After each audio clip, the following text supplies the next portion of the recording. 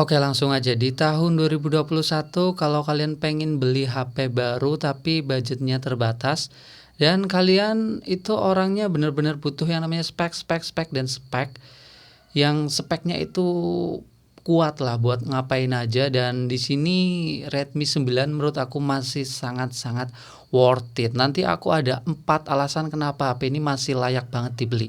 Ya, ngomongin harganya dulu, ini sekarang udah anjlok banget di 1,7 jutaan. Sebenarnya nggak anjlok, tapi 1,7-nya sekarang udah bisa dapat RAM 4/64. Ya, BTW HP ini kan tahun kemarin dijadikan salah satu HP yang paling worth it dibeli oleh para teh-teh reviewer Indonesia. HP ini direkomendasikan banget untuk kategori HP entry level ya, dan sekarang apalagi harganya murah. Oke, ya kira-kira apa sih yang kalian dapatkan, apa sih yang kalian unggulkan di Redmi 9 kalau kalian membeli HP ini di tahun 2021? Oke, yang pertama, alasan paling worth it kenapa HP ini beli adalah dari segi layarnya, di mana rata-rata HP kelas entry level di bawah 2 jutaan, bahkan di atas 2 jutaan juga masih ada layarnya masih HD aja, SD aja, tapi di sini udah Full HD Plus 1080 pixel kali 2340 pixel, kerapatannya 395 ppi, Corning Gorilla Glass 3 Noh. Ya, secara real life aku pakai HP ini tuh kenyataannya emang enak banget. Di Sawang itu bener-bener layarnya nggak kayak HP-HP entry level, tapi ini mirip-mirip kayak HP di atas 2 jutaan. Karena ya tadi Full HD Plus dan posisi layarnya mati juga hitam pekat banget, mirip kayak Super AMOLED, tapi ini masih IPS LCD ya. Tapi meskipun masih IPS LCD IPS, tapi layarnya itu enak banget. Secara keseluruhan aku pakai layar HP ini buat scrolling, buat nonton-nonton, brightness, warna, dan apa ya, ketajamannya itu enak. Nonton-nonton, melihat gambar itu berasa adem aja, sejuk aja. Nih layar, view angle-nya juga lumayan bagus. Terus apa ya, kalau buat main game ini juga enak. Kalian pasti kerasa banget kalau buat nonton dan main game. Oke, dan next lanjut ke alasan yang kedua, ini adalah dari segi kameranya. Ya, dimana HP entry level dengan harga 1,7 jutaan, tapi kalian udah bisa mendapatkan setup yang komplit. Ada lensa utama, ultra wide, portrait, bokeh, dan makro. Dan untuk resolusinya juga menurut aku ini masih lumayan banget, 13 megapiksel utama, ultra wide-nya 8 megapiksel, makronya 5 megapiksel, dan 2 megapiksel depth atau portrait bokeh. Kalau kita melihat menu di kameranya sebenarnya ya biasa-biasa aja kayak HP yang lainnya. Mode Pro masih hadir, slow mo juga masih ada. Tapi di sini secara fungsional ya.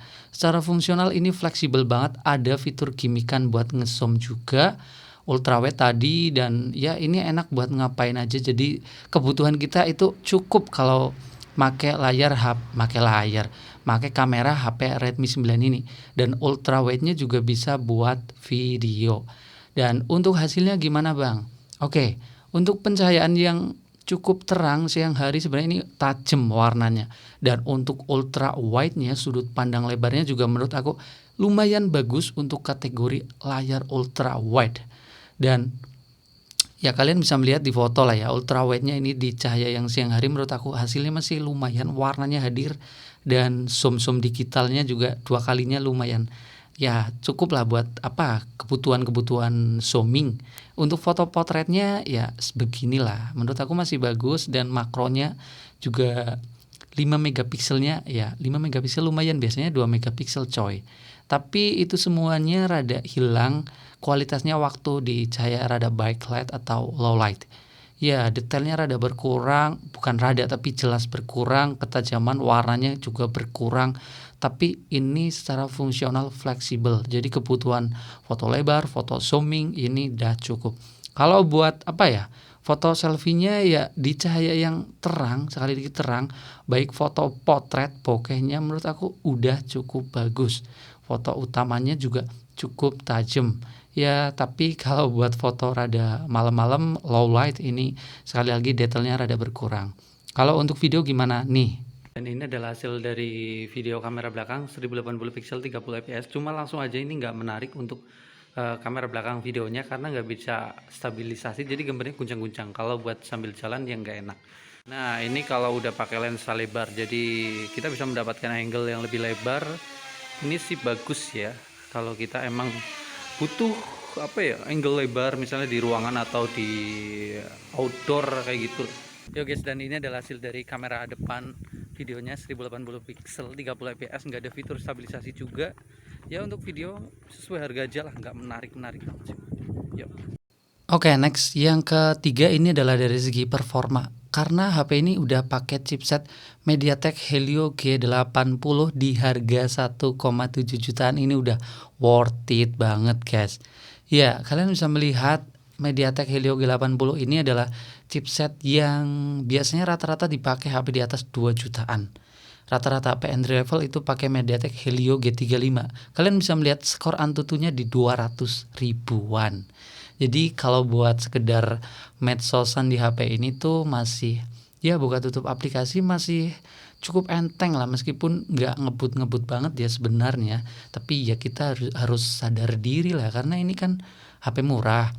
Tapi karena pakai chipset Snapdragon MediaTek Helio G80 ini performanya udah cukup terbaik untuk kategori HP entry level. Buat buka tutup aplikasi berasa set. Meskipun tadi nggak ngebut, tapi ini nggak kayak lemot banget, enggak. Tapi ya udahlah, banyak tapinya ya. Intinya buka tutup aplikasi cukup banyak, apalagi kalau untuk varian RAM 4 GB ya. Sedangkan untuk yang aku coba ini varian RAM 3 GB. Ya buka tutup aplikasi enak, berasa ngebut, nggak ada kayak ngelag frame drop ya, kayak patah-patah kayak itu. Buka tutup aplikasi ngelag atau kayak muat ulang kayak gitulah, login ulang kayak gitu. Di sini masih termasuk lipas aja. Terus kalau buat main game, serius, Snapdragon lagi. MediaTek Helio G80 ini kerasa banget kalau buat main game. Meskipun Mobile Legends adalah game ringan, tapi ini kerasa banget kalau buat push rank itu berasa enteng, nggak kayak Helio G35, G25 yang rata-rata di HP entry level atau Snapdragon 439, 450. Ini berasa enak kalau buat ngegame. Serius, ini buat push rank kayak enak aja. Meskipun aku nggak hobi-hobi ngegame banget, tapi semenjak pakai HP ini aku jadi seneng ngegame karena ya enak buat ngegame. Itu aja sih yang aku rasain dari segi performa. Next, dari segi yang keempat, ini kenapa HP cukup worth it banget untuk dibeli. Sebagai pelengkapnya adalah baterai. Ya, dimana baterai itu adalah sumber energi, anjay, kayak apa ya. Ya, ini baterainya udah 5220 mAh dengan fast charging 18 watt USB Type-C. Ya, HP entry level baterainya udah cukup gede, pengecasan udah support pengecasan cepet 18 watt. Real life aku pakai HP ini tuh udah cukup awet, guys.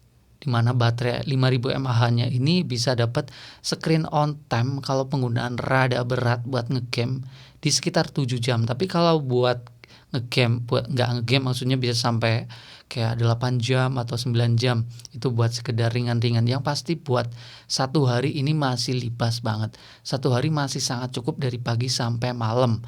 Dengan pengecasan juga cukup cepat di sekitar 2 jam aja karena 18 watt fast charging, hal ribet banget. USB Type-C. Intinya ngecas di HP ini sekitar 2 jaman itu pakai yang 10 watt aja charger bawaan. Nggak sampai 3 jam atau 3,5 jam kayak gitu, nggak. Oke, dari tadi aku ngomongin terus kelebihannya, takutnya dibilang Mi fans padahal aku limbah Jepang fans. Ya, kekurangan di Redmi 9 ini kalau kalian pengen tahu, biar jadi pertimbangan kalau membeli HP ini. Yang pertama adalah dari segi desainnya. Ya, menurut aku terutama backdoornya ya. Ini nggak cakep sih, menurut aku biasa aja lah. Karena HP lain kayak Realme itu bagus menurut aku, setup kamera yang mengkotak menurut aku bagus. Di sini lurus dan catatan banget ini modul kameranya gabung sama fingerprint. Jadi kadang kita mengakses fingerprintnya rada susah.